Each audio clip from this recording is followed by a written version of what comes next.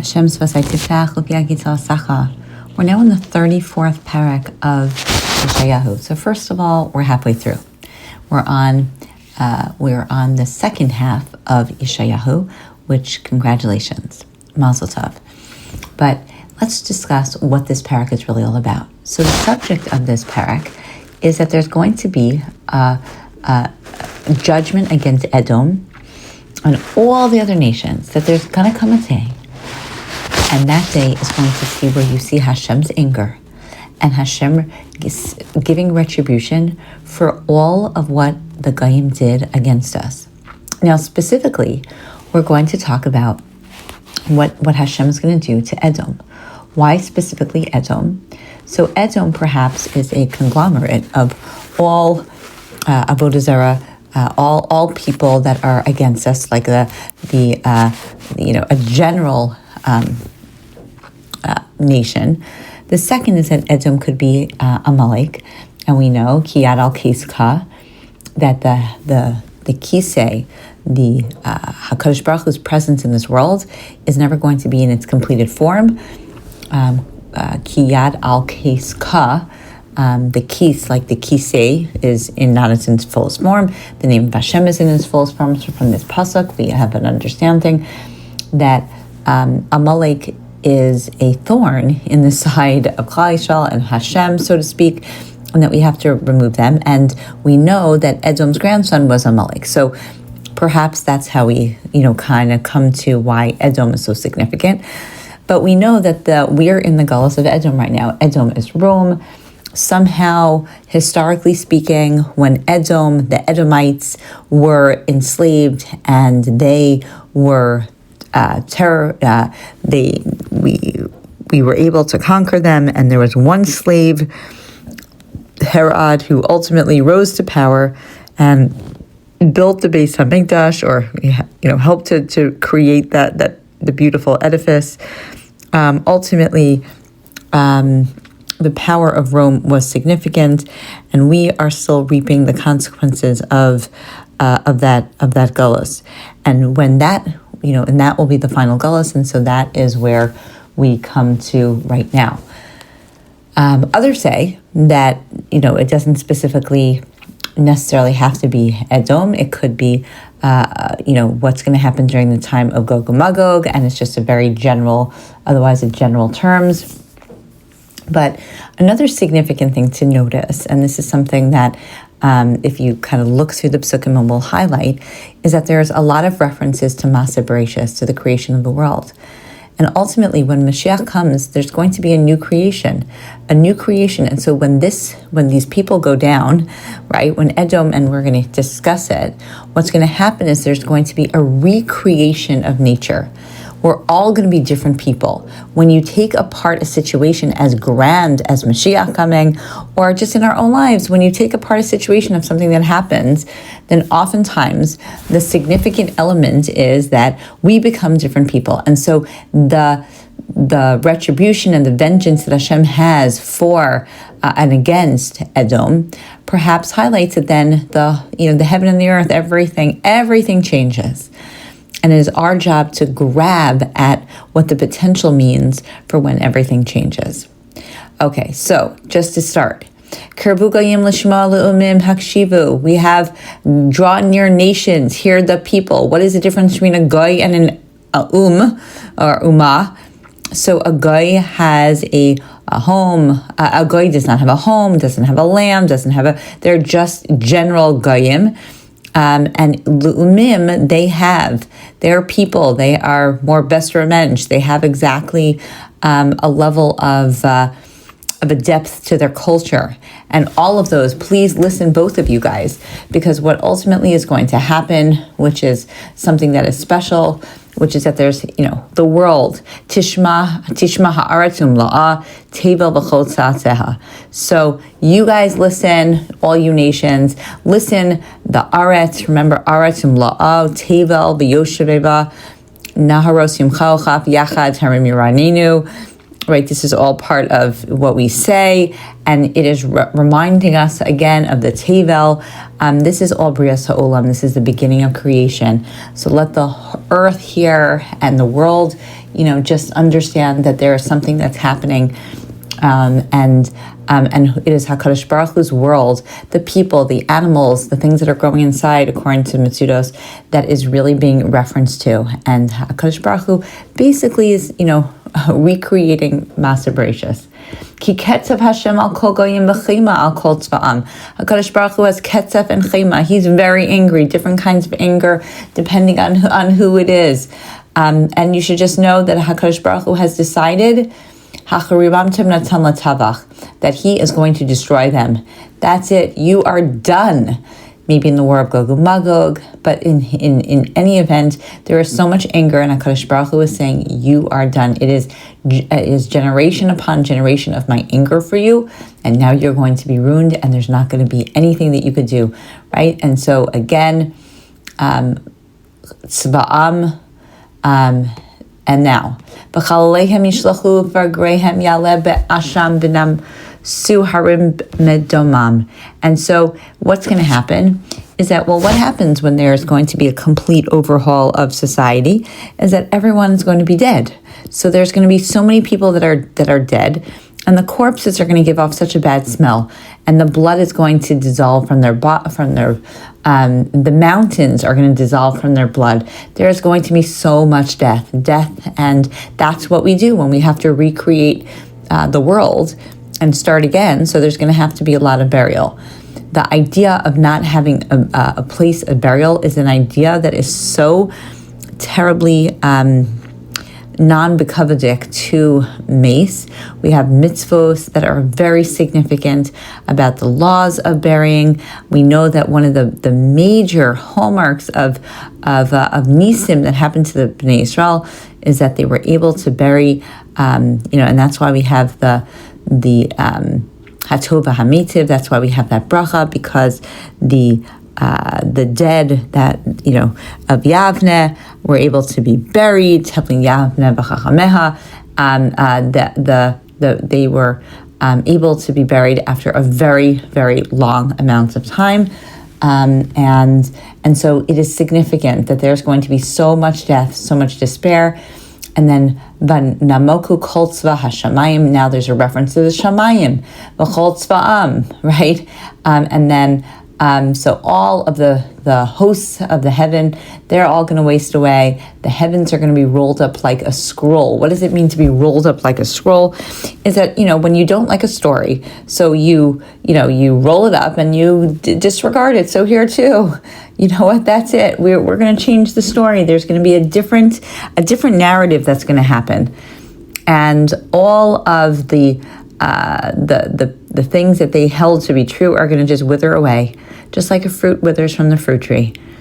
And so there's going to be a real, and again, here's a reference to the trees, which is again, reminds us of Brias Ha'olam, reminds us of this idea of the natural order, just forming a new, like an upheaval in the natural order, because things are just going to change. There's going to be a complete change, and that the scroll could be shut, the leaves are going to wither, and everything is going to fade away. Whatever used to be permanent is no longer going to be permanent. Ki Rav Saba Shamayim Cherbi Hine al Edom Tered ve'al Am Cherbi LaMishpat. And so now we're going to speak specifically what I'm going to do to Edom, because I've decided that they're really bad. They're bad in their mitos. They're bad in who they are. They have been a thorn in our side. Moshe had him as a thorn in our side. Shaul HaMelech had a thorn in his side. Here he is a thorn in the side. Ultimately, in the time of Mashiach, that's what's going to be. The idea of, but they're doomed, and they have to be destroyed.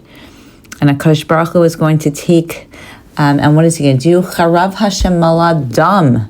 The Hunasha Mechelev. So Hashem's sword is going to be filled with blood. He is going to kill a lot with the blood of lambs and goats and kidneys and rams, because Hashem says that there should be a sacrifice in Botzra, and a great slaughter in the lands of Edom. What in the world does any of this mean? So the lambs and the goats and the rams, according to Rashi, is talking about the officers, the great and powerful men of the nation, and they're all going to be slaughtered, so they're going down.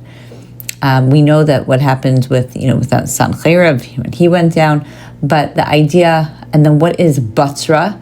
So Batra was the capital city of Edom. And so, Batra is a word for a fortress. And so ultimately, this pasuk is talking about like the Mizbeach, that there is going to be a lot of sacrifice. Now that sacrifice is going to be meaningful. It's for a purpose. There's going to be a lot of killing. The fat, the kidneys, all of that is because HaKadosh Baruch Hu wants it to be so. Now, Batra also was one of the Arei Miklat, the name of Arei Miklat, and perhaps the people of Edom tried to do what we know is going to happen during the time of Mashiach, which is they're going to go to Hashem, and they're going to be like, well, I didn't do anything wrong. Like, I was just helping the Bnei Yisrael the whole time. I did what you wanted, and really what you wanted led them to, doing tshuva. So, like, okay, I'm good. And Hashem's going to say, wait a second, you can't go to Batra. You're a miklat. That's for people that kill not on purpose. You killed on purpose. You're going down, my friend. And that's it. And so the judgment is going to be very specific against the people and all of the enemies. So there's going to be wild oxen and bulls with mighty bulls, and the land is going to have so much blood, and so it's just going to be dripping with blood, because great people, powerful people are going to be dying with the common people. And so you have a wild ox, a powerful beast, which is like the nobility of the land, and then it's with the other animals that are much less significant. And everyone together is going down. There's going to be a wide range of just massive amount of killing of the Goyim. And that's what's going to be, and it's going to feel, again, that image of, now we're talking about the animals, again, Brias HaOlam. Ki yom nakam laHashem shana shlomim l'Riv Tzion. Because this is what Hashem decided. This time of year, this is going to be good for repaying Midah K'neged Midah. It is going to be a day of reckoning for the Goyim. And they have to understand that this single moment is going to make sure that all those difficult times that Klal Yisrael had, they're all avenged, and it's all going to be tied up in a nice little bow, because Hashem is going to fight the fights. And all of those in history, the times where people got away with things, they are not going to. And zefet so v'haisa arza zefet ba'ora. So the everything, all the soil is going to turn to sulfur, and the land is going to be pitch. And what does that even mean? So it reminds us of Sodom and Amorah, when they were completely destroyed by sulfur and fire. And what did they do? Because they were people, and they had to be completely destroyed. And that changed the natural order of what happens in Sodom and Amorah. And here it's the same, and that is that HaKadosh Baruch Hu does exactly what he has to, and that the stream that once was watered is going to burn, and HaKadosh Baruch Hu meets out Midah K'neged Midah. You do bad, this is what happens to you. And that is just the way that Hashem promises. Laila v'yomam, right? Bayer v'yiboker. It's the same reference. Midor lador techarev.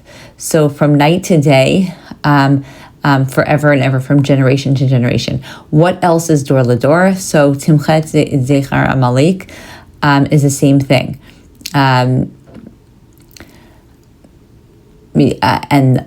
that is, so that same level of reminder that Edom and Amalek perhaps are the same is there, and that generation to generation, everything is going to just lie in waste, and you're never going to bounce back, and you're never going to get through it. And that is the destruction, that there's never going to be a recovery. The golden age of Spain, right? The golden age of Rome, the golden age of Babylonia, the golden age, at one point is there a destruction, and then there's really they never come back to the fullest degree, except for us Jews. We're the only people. We go down, and HaKadosh Baruch Hu gives us the capability not to go down in its entirety, but to go down as much as we need to in order to bounce right back up.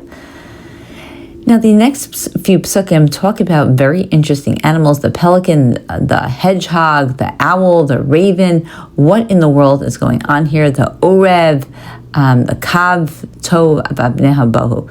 So they stretch over all of the line and the stones of emptiness. What in the world? So all these birds and creatures are showing that they are reminding us that HaKadosh Baruch Hu, had these very interesting creations, and they all are, going to be recreated, because they're just that none of these are really needed or necessary.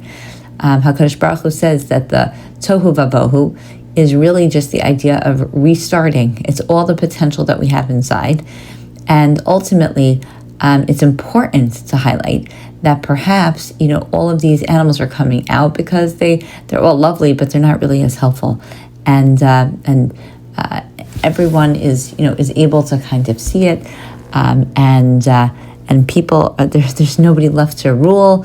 In the next pasuk, we understand, and the thorns are going to come into the palaces, and the jackals and the ostriches, all the different things that are going to precisely get into the palace and take away and become like a field of thorns.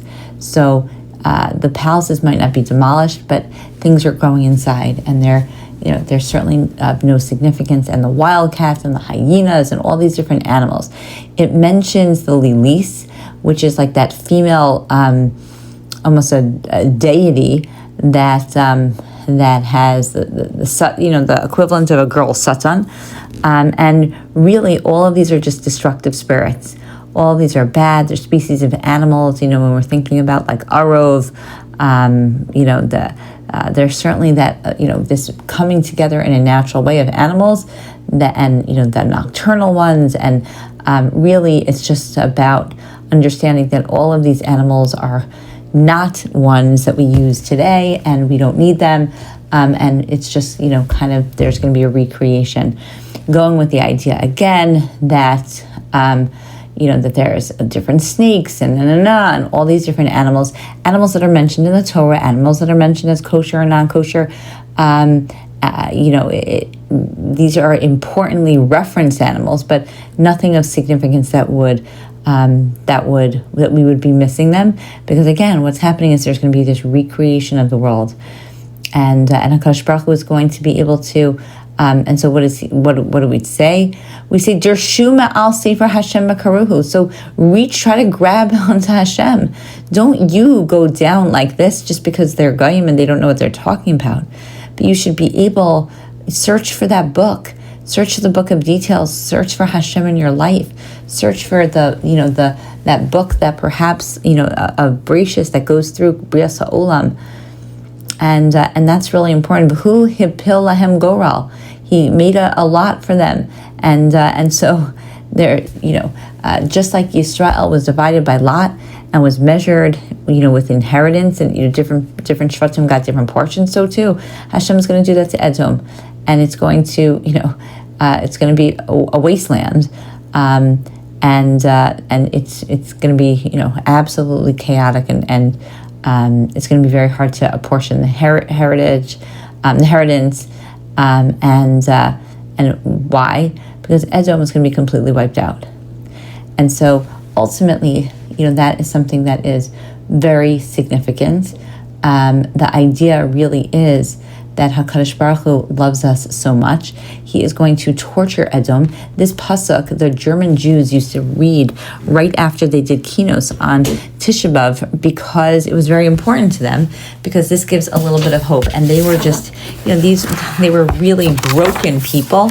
And so this allowed them to understand that the Goyim are going to go down. It gives us hope. It gives us some level of chizuk. It's certainly by no means a happy Perek, but at least it suggests that it's not us that are going down. But really, it's important that we recognize that HaKadosh Baruch Hu loves us, and that he, whatever he does to them, it is in lieu of doing anything to us, and he will right our rights. He will right our wrongs, and he will do whatever he can, so that he is capable of of getting back at the people for every generation that were horrible and that tortured us.